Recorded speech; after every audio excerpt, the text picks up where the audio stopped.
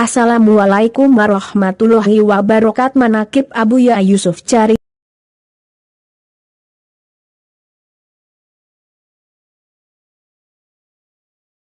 Assalamualaikum. Para santri ketawaduan itu ada ikhlasnya, ada sabarnya, ada jujurnya, menimbulkan kepasrahan atas keputusan Allah alias ridho.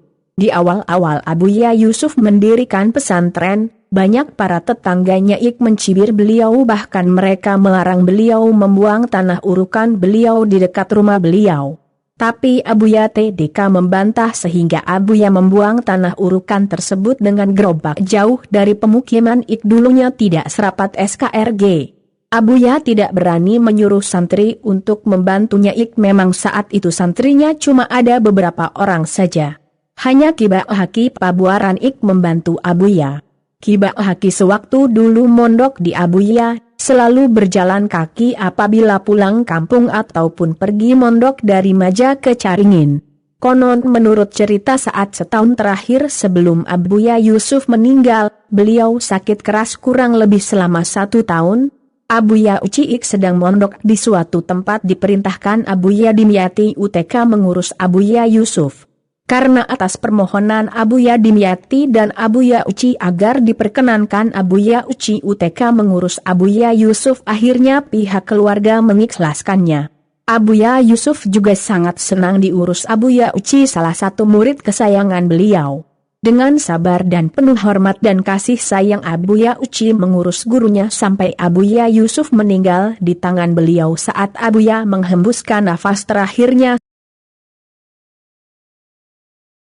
Abuya Uci sambil menangis langsung mencium bibir gurunya dan menghirup nafas terakhir gurunya itu. Lalu setelah itu Abuya Uci langsung mencium pusar gurunya. Saat prosesi pemakaman terjadi kericuhan disebabkan begitu ramainya orang datang dan semua kiai berebut ingin mengangkat jenazah Abuya.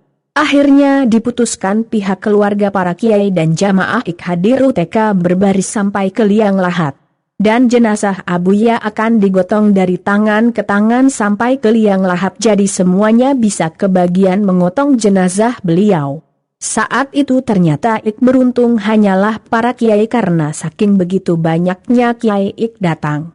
Saat prosesi penguburan pun terjadi kericuhan karena begitu banyak para kiai berebutan mengubur beliau, bahkan sampai memakai tangan dikarenakan paculnya cuma 2 buah.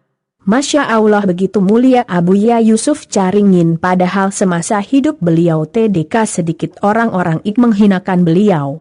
Mudah-mudahan kita semua diaku murid beliau dan keresap ilmu beliau agar kita selalu tawadu dan selalu diberi kesadaran saat melakukan kesombongan.